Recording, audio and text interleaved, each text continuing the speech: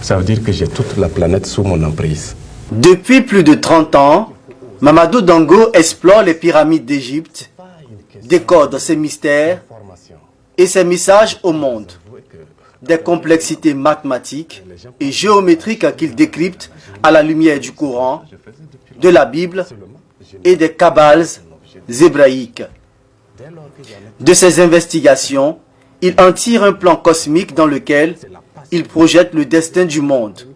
En 1993, sur le plateau de la télévision nationale du Burkina, au cours d'une émission de Yacouba Traoré, il annonce l'apparition d'un virus plus dangereux que le VIH-Sida. Le Burkina Faso n'est pas à l'abri. Ça va arriver d'une manière spontanée, si rapide que l'homme n'aura pas le temps de réagir, parce que à la fin de l'an 2000, nous sommes non seulement à la fin d'un millénaire et d'une fin de siècle. Or, le cycle 7 est un cycle qui se répète. Ayant étudié de près, personnellement, la morphologie du virus du sida, je suis inquiété.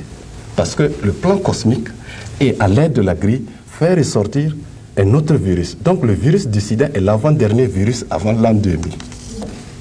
Il y a donc un autre virus. Le nouveau coronavirus, à l'origine de la fermeture du Vatican, de la Mecque et de la mise en quarantaine de pratiquement la moitié de l'humanité, serait-il le virus qu'annonçait Dango il y a 27 ans? La question est troublante pour le journaliste qui s'est entretenu avec le passionné des pyramides.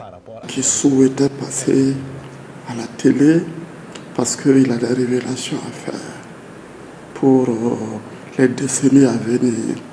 Et ces révélations, c'était quoi? C'était notamment l'apparition d'un virus.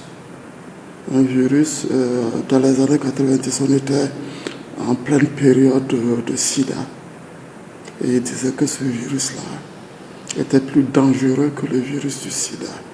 Et que ce ne sont pas, en fait, c'est pas de la prophétie. Ce sont des résultats de recherche qu'il a obtenus à partir de l'étude d'un plan cosmique. C'est pour moi-même, je suis troublé. Je me demande si ce n'est pas un illuminé, c'est un chercheur.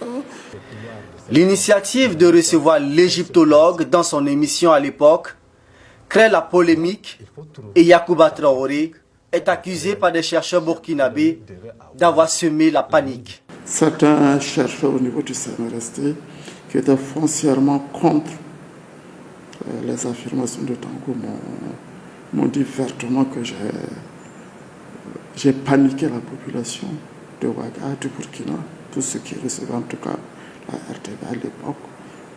Il y en a qui n'ont pas été du tout tendres. Dango, c'est un fou, c'est un illuminé. Il a paniqué toute la population et c'est pas sérieux de ma part. 27 ans après, Mamadou Dango nous confirme qu'il s'agissait bel et bien du virus dont il parlait en 1993 sur la télévision nationale du Burkina. Je reconnais effectivement avoir, lors de cette émission scientifique, parlé d'un virus. Mais je ne pouvais pas nommer le virus. Parce que c'est à travers mes travaux que j'ai pu déterminer un cycle périodique qui survenait par suite de l'expansion physique de l'univers. Et cette expansion physique de l'univers a un impact sur les êtres vivants. Honnêtement, je ne pouvais pas nommer le virus parce qu'en d'autres temps et en d'autres circonstances, j'aurais pu être guillotiné. Puisqu'on ne va pas me croire, de toute façon, depuis 1993, on ne m'a pas cru. J'aurais pu être taxé de fou. C'est cyclique, il y en aura toujours. C'est en ces termes que nous annonce le scientifique l'apparition d'un prochain virus dans 11 ans. C'est cyclique. Il y en aura toujours. Il y en aura. Après celui-ci, le chiffre qui suit est de 38. Si on considère que c'est 38 ans depuis le 1993, nous sommes à 27 ans, n'est-ce pas? Nous verrons dans 11 ans ce qui va suivre. N'ayant toujours pas obtenu le laboratoire pluridisciplinaire qu'il sollicitait aux autorités afin de pousser ses recherches plus loin et mettre ses compétences au service de son pays, Dango parle toujours des pyramides avec passion. Il étonne par sa maîtrise de la géométrie, de l'astronomie et bien d'autres disciplines qui bouleversent dans le même temps les esprits logiques.